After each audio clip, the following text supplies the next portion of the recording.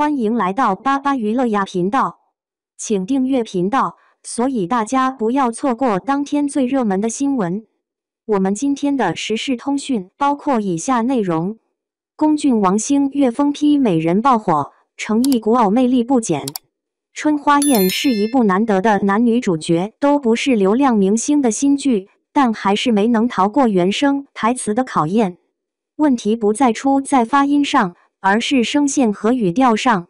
吴谨言被批评声线太粗，刘学义则被吐槽说话像公公。按说这剧男女主角的设定都在两人的舒适区内，内娱复仇的高手还是那个味道，但疯批男配专业户刘学义转正成男主后，这次就不那么自在了。年纪大了，怎么就变得像厂工了？他饰演的三皇子慕容景因被人陷害背上了屠城的骂名，于是他顺势蛰伏10年，但对外仍然迎合舆论，以一个疯批冷血的浪荡子形象出现。结果一开场，他搂着狗闭着眼睛做出沉思的样子登场，只可惜披肩没有穿出霸气，撒着明纸出场反而显得更加阴森。按说这个角色前期应该挺有病娇的感觉，但顶着那样的发型，用慵懒的语气演得像是在打瞌睡，很容易让观众把他归类为阉党。这粘在太阳穴的拳头比居士妆容还要半永久。病娇型角色对于现在的年轻演员来说，是不是有点难？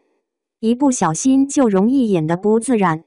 然而，现在古装偶像剧中的男主角已经普遍出现了娘娘腔的倾向，聚在一起简直可以办一场娘娘腔男星大赛。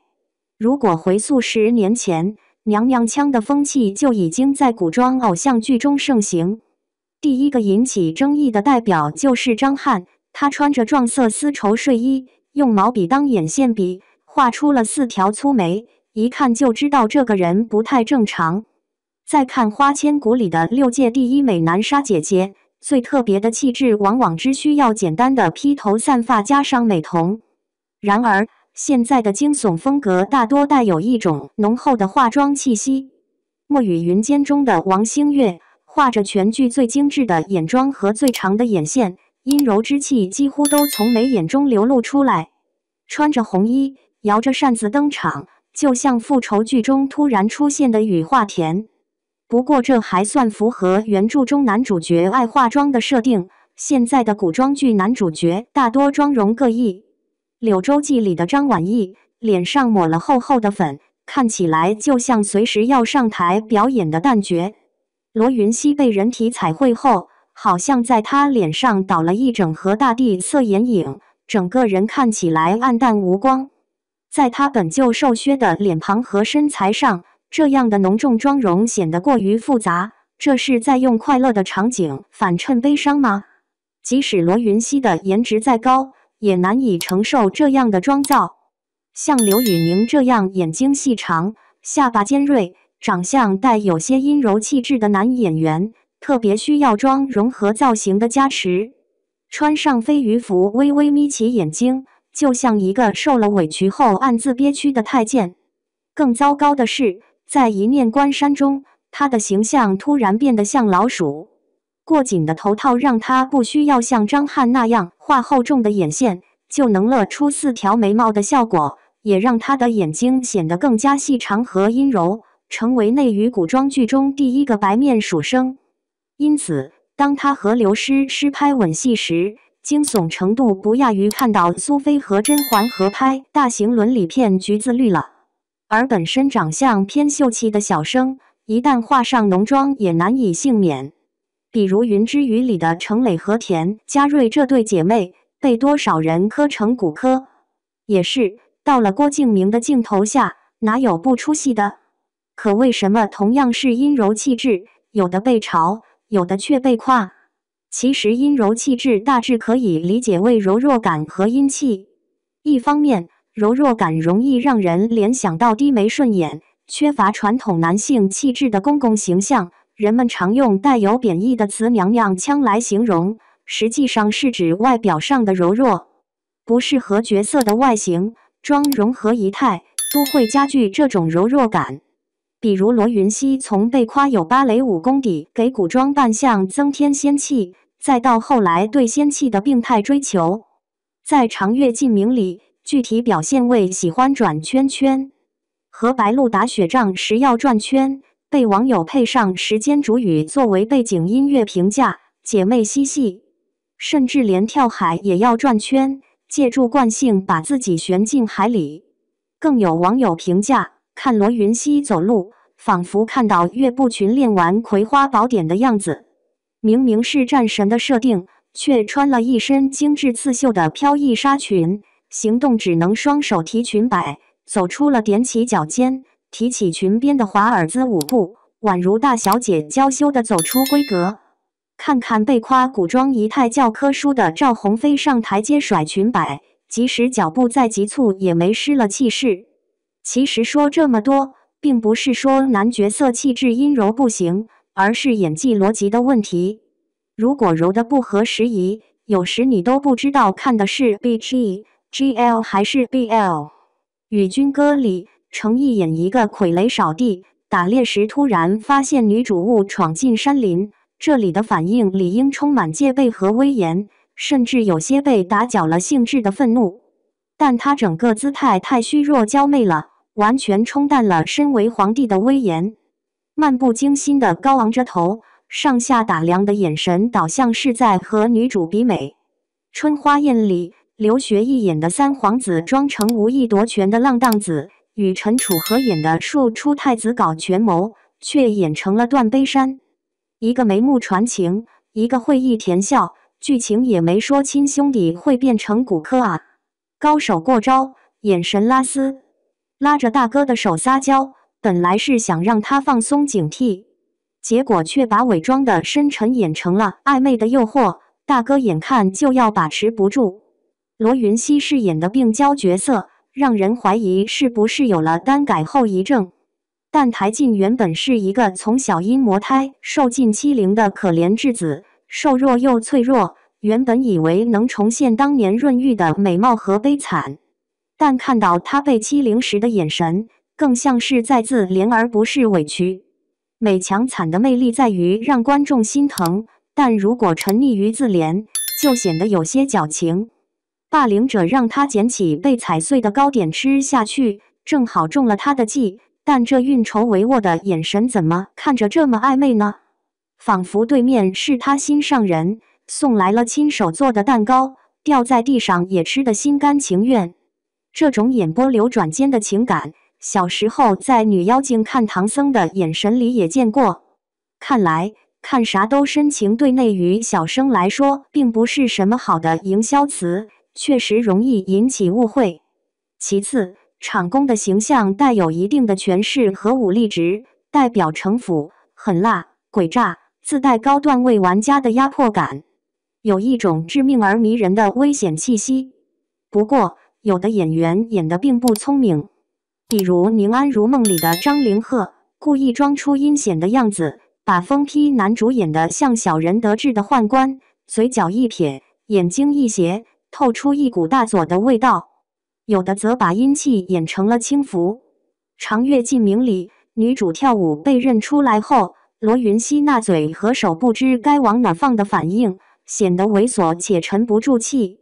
即使是武生出身的郑业成，在祝清豪里一出现丫头，还拿不下你的眼神，眼瞬间变得油腻。你可能认为阴气是因为女性特质过于明显，男性特质不够，其实正好相反，是因为过度的负面男子气概。刘宇宁在还没变得蜀话之前，在长歌行中饰演了一个服务型角色，是魏浩都，与赵露思有 CP 感。他在人前是严肃冷酷的杀手，只有在面对公主时才会流露出温柔的眼神。他努力克制着自己的情感，显得有些笨拙，但整体给人的感觉很真诚纯净。相反，当他扮演那些高富帅角色，特别是被刘诗诗倾心的美男子时，气质就变得有些庸俗了。一姐嫌弃到闭眼的表情不像演的。美男子的形象让他背上了包袱，开始端起来，演技也变得拘谨。别人用嘴巴演戏，他却乱动眉毛眼睛，一个字要配上一个表情，硬生生把调情演成了贼眉鼠眼的性骚扰。这种违和感其实是不够聪明却又故作聪明的表现，一个是真强，一个是装强，对手戏的张力都起不来。而志在必得的阴柔气质本身并不可怕，也不是所有的阴柔气质都如此恶劣。比如王星越的出圈作品《墨雨云间》中的肃国公，他身上的阴柔气质反而让夺人妻的角色更有魅力。妆容精致，说话拿腔拿调，却始终以上位者的姿态自居，阴柔气质便增添了潜在的神秘危险感。秉公办案却被家属找上门，他从容应对，反而透出一股身居高位的压迫感。被对方用两朝功勋的身份威胁时，他抬眼时眼皮微颤，眼中闪过一丝权威被挑战的愤怒。面对女主角，尽管欣赏她的才华，但他的眼神仍透露出上位者的姿态。但因为深情宠溺，才有了苏感。除了他目空一切。长乐曲中，丁禹兮饰演一个让人闻风丧胆的白无常，阴柔气质也为他草菅人命、喜怒无常的人设增添了一股狠劲。庆余年中梳着羊驼头的二皇子李承则，虽然是个有实力的野心家，却因为先秦淑女不圈了不少粉丝，还被网友戏称为二姐姐。但那股阴柔气质也为他的冷静疯狂增添了色彩，意外成就了一个颇具喜感的傲娇反派。这些角色的阴柔气质是隐性的，他们都有身为上位者的威严，这种精神上的阳刚足以掩盖外表的柔弱，反差感十足。按理说，过重的阴柔气质似乎会削弱角色的性魅力，因为它让人联想到的要么是传统公公自轻自贱的奴性气质，要么是有一定权势的宦官，也不被视为完整的男性。但实际上，阴柔气质和性魅力并不矛盾。男星身上的阴柔气质并非劣势，即使饰演没有男性特征的真宦官，其魅力也可以是去性别化的。比如魏嬿婉的绝域忠犬、尽忠公公。很难想象一个宦官也能成为紫禁城掌握性张力和 CP 感的神。虽然身为太监，但他的奴性不强，只要不在主子面前，腰杆立刻挺直。他有上位的野心，在扶魏嬿婉上位前，眼神里就有掩盖不住的征服欲。即使扶魏嬿婉上位后，他也敢对她做出一些逾矩的举动。在这段关系中，他从不把自己当奴才，而是当成一个完整的男人。这个角色的魅力不在于他有多阳刚的男性气质，而在于他有野心、有欲望、有人格魅力，因此显得鲜活。另一个迷人的宦官便是西厂厂花语化田，举止优雅，但手段狠辣，外表阴柔，实则内心依然住着一个父亲，遵循着父亲的逻辑行事。权倾朝野，仍野心勃勃。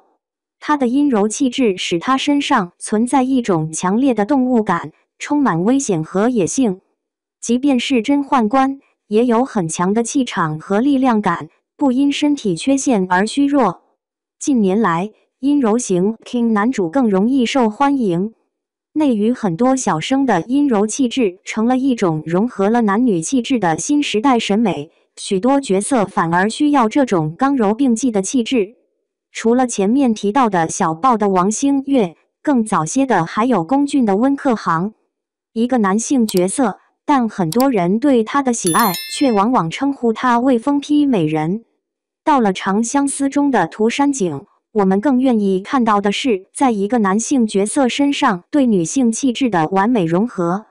这个理想化的男性角色身上几乎没有传统男性气质，除了具备帅气多金、有权有势等硬件优势，更让女观众折服的反而是他的娇夫属性，专情温柔，还有如真人 Siri 般有求必应的安全感。传统男性的强大有力，容易变成有攻击性的杀伤力，而当下女性所青睐的强大有力，则是一种不会伤人，只会护你周全的绵力。而邓卫身上没有什么攻击性的阴柔气质，恰恰是能给人设添彩的。当人们不再以男性身上的女性气质为止，不觉得突兀，那么阴柔气质本身也就没什么可嘲笑的。说白了，阴柔气质要服务于角色需要，能给角色加分的阴柔气质，无关男性气质还是女性气质，而是一种融合了两种性别优点的中性气质。都说伟大的灵魂都是雌雄同体的，迷人的角色也是如此。所以对于男明星来说，谁能拿捏住这股阴柔气质，谁就能快速崛起。没有阴柔气质却能演好阴柔型角色，那是整容式演技；如果非阴柔型角色却演出了阴柔气质，那变成了毁容式演技。可惜的是，现在毁容的多，整容的少。内娱小生们别再滥用阴柔气质，便是对古偶男主最大的尊重。